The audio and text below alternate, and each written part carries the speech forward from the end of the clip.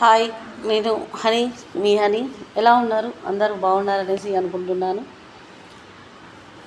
ఈరోజు టాపిక్ ఏంటంటే, నేను ఏదన్నా రియల్ లైఫ్ గురించి మాట్లాడాలనేసి ఈ వీడియో చేసే ఉద్దేశం నాకు ఉంది.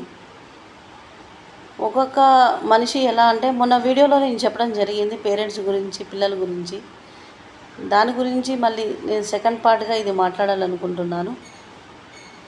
మొన్న నేను చెప్పాను వీడియోలో, పెళ్ళి చేసుకొని తల్లిదండ్రులను వదిలేసి అనాథలు చేస్తున్నారు అనేసి. అలా చేయటం వల్ల మీరు అనాథ హాస్టళ్ళల్లో వేసి తల్లిదండ్రులని ఇలా కించపరిచినట్టు చూసి, ఇట్లా పెళ్ళి కాగానే ఇట్లా చేస్తే వాళ్ళు ఒక 10 సంవత్సరాలు బతికేటోళ్ళు బాధతో, మనస్తాపంతో 2-3 నెలల్లోనే చనిపోతూ ఉంటారు.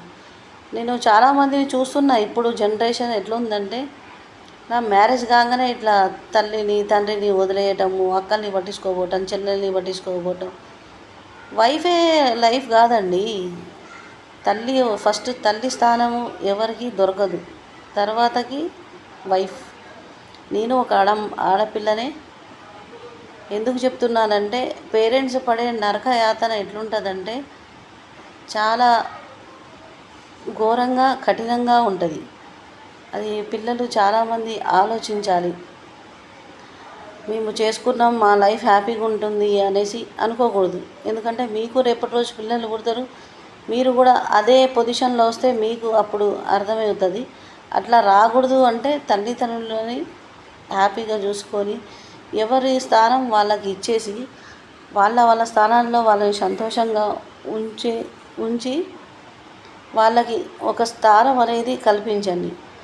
చాలామంది ఇప్పుడు ఏం చేస్తున్నారంటే, ఫ్యాషన్ అయిపోయింది అసలుకి.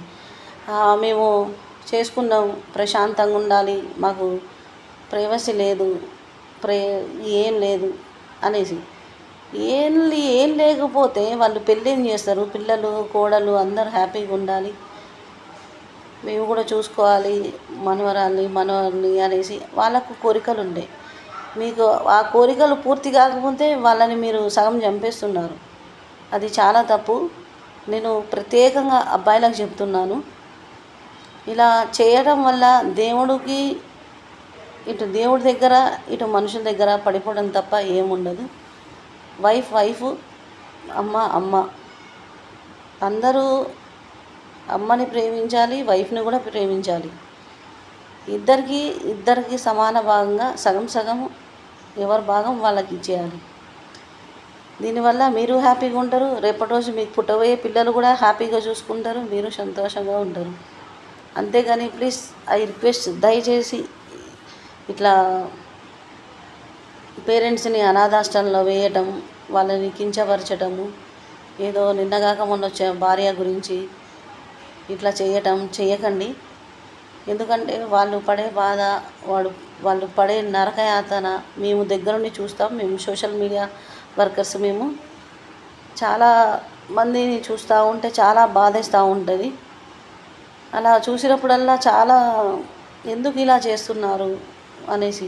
ఎందుకంటే మనం ఎప్పుడు చనిపోతామో మనకు కూడా తెలియదు. మనం బతుకున్న రోజులు పేరెంట్స్ని సంతోషంగా ఉంచాలి. వాళ్ళని ఏ కష్టం లేకుండా చూసుకున్నవాడే మగోడు, మనిషి. ఎందుకంటే ఒక తల్లి తండ్రిని చూడనోడు మనిషి కాదని నేను అనుకుంటున్నాను. ఈ విషయం ఎందుకు అంటున్నానంటే, ప్రతి ఒక్కళ్ళు ఫ్యాషన్గా వెళ్ళిపోతున్నారు వేరే. ఇబ్బంది ఏందండి? తల్లిదండ్రులు పక్కన ఉన్నప్పుడు అప్పుడు ఇబ్బంది ఎందుకు ఉండదు?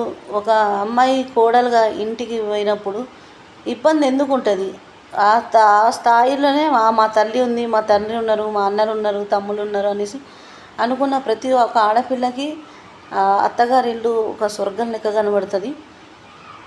ఎవరు అమ్మాయిని కించపరచాలని నా ఉద్దేశం కాదు. ఎందుకంటే అమ్మాయిలు కూడా ఆలోచించాలి. ఒక ఇంటికి పోయినామంటే అంతా మా ఫ్యామిలీ అనుకున్నట్టు ఉండాలి.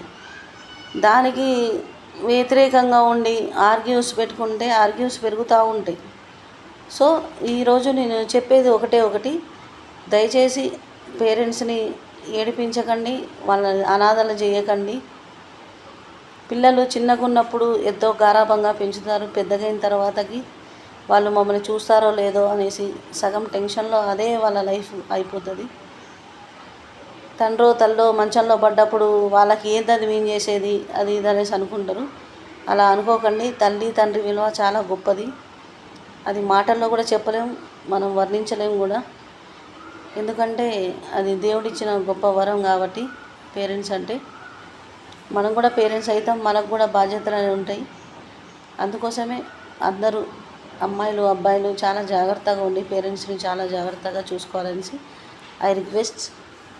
అందరూ హ్యాపీగా ఉండాలి, అందులో నేను కూడా ఉండాలి. బాయ్.